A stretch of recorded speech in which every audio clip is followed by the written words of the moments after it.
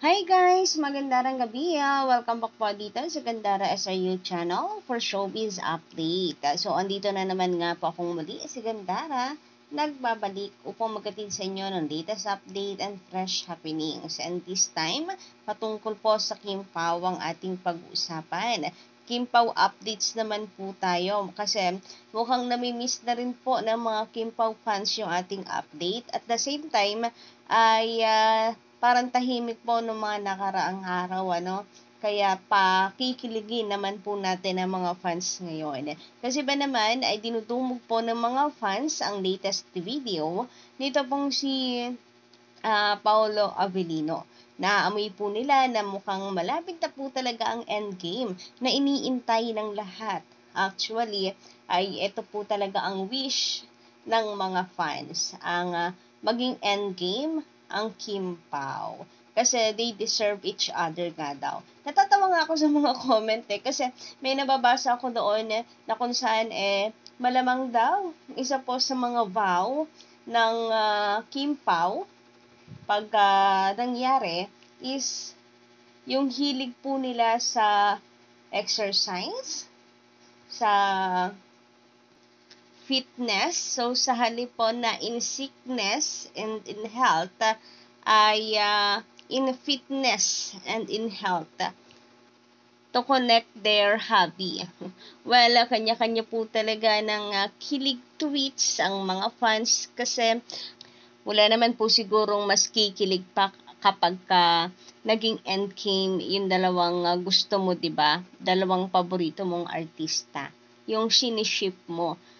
Kumbaga parang part na rin po ito ng success po ng mga fans. Isa po 'yan sa talagang ikatutuwa nila. Kaya ngayon pa nga lang ay ramdam mo na yung excitement, yung kanila pong kasiyahan, plus dito po sa latest video ni Paolo ay tila meron nga daw pong pagpapahiwatig na malapit na ang pinaka-iniintay ng mga fans, ang kasalan ng Kim Pao. And very obvious nga din daw po sa kanya na very in love itong si Paolo kay Kim. Sabi nga po dito ng isa nangangamoy kasalan na ba ito? Dahil to sa sinabi ni Paulo na nakalaan talaga ang taon na ito para maayos yung kailangang ayusin sa sarili ko, sa personality ko, at pati na rin sa ibang aspeto ng buhay ko. Hashtag Kim Pao. Chillin' with Kim Pao. Hashtag Paula Avellino, my love will make you disappear. Nakaka-excite, no? Bukod po sa movie, ay may isa pa daw na malaking dapat na abangan or aabangan ang mga fans mula sa Kim Pao. Nakalaan talaga itong taon na to para maayos ko rin yung mga kailangan ayusin sa sarili ko, sa personality ko, at pati na rin sa mga ibang aspeto ng buhay.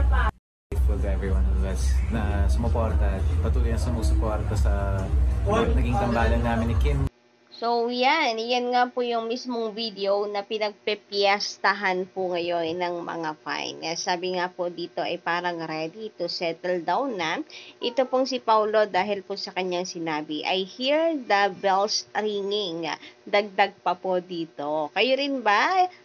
You also hear the bells ringing. Hashtag Kim Pao, hashtag Paula Avellino, and hashtag Kim Chu. Ayan, layag mga Kim Pao fans. Minabasa nga ako dapat namnamin na daw natin yung mga ganito pong balita. Kasi sa type po ni Paulo na napaka-pribado, ay napakaswerte na mayroon pong paayuda na kilig po sa mga fans. Eto nga po, sabi dito, kailan daw kaya magpo-propose itong si Paolo Avellino kay Kim? Sobrang excited na nga daw po sila. Hindi maiwasan talaga na mapaisip in advance tungkol sa kanilang dalawa. Kasi syempre, yun yung hiling na maging endgame po. And sana nga daw po, Lord, ay ibalato na ito sa mga fans.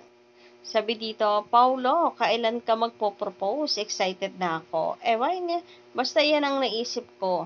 wala lang, may mga naisip lang ako sa sinabi niya. So, napaisip po sila talaga sa sinabi nitong si Paulo. Kayo ba, nung narinig po ninyo itong sinabi ni Paulo, ano po yung pumasok sa isip po ninyo? Ito rin ba yung naisip ninyo na handa nang mag-settle down? Itong si Paulo, handa na siyang baguhin yung mga bagay-bagay para kay Kim Chu. Very halata naman daw kasi na in love yung tao. And sa totoo lang, at talagang matutuwa po kayo na magbasa sa Comsec, sa social media, ng mga post po ng mga fans ng Kim Pao kasi halos mangisay na yung iba sa kiligit dahil naiisip na nga po nila ang kasala ng Kim Pao. Ihanda na nga daw po ang lechon So, nakakatawa na ganito po ka-lively yung mga fans. Ang kukulit nila, guys. Matatawa po kayo sa mga comments ng iba, kagaya nito. Di bali na daw na wala siyang love life, basta magkatuluyan na ang Kim Pao. Para anong dami pong magpapafiesta kapag ikinasal po ang Kim Pao, no? Sabi nga dito, hay hala, nakakaiyak. Wala na. Iyak na lang ng iyak yung person dito. Lord, bigay niyo na po to ha. Deserve na deserve po nila ang isa't isa. Lord, wala na akong hiling. Kahit wala na po akong love life, okay na ako. Basta yung Kim Pao hanggang dulo. Hanggang dulo na po. Walang choke, Lord. Promise. And mapapaisip ka naman talaga di ba? Dito po sa sinabi ni Paulo, anong ibig niya sabihin? Napakalalim ng kanya pong binitawan na salita na kung saan mayroon po siyang bagay na aayusin sa kanyang sarili at sa ibang aspeto ng kanyang buhay ngayong taon na to.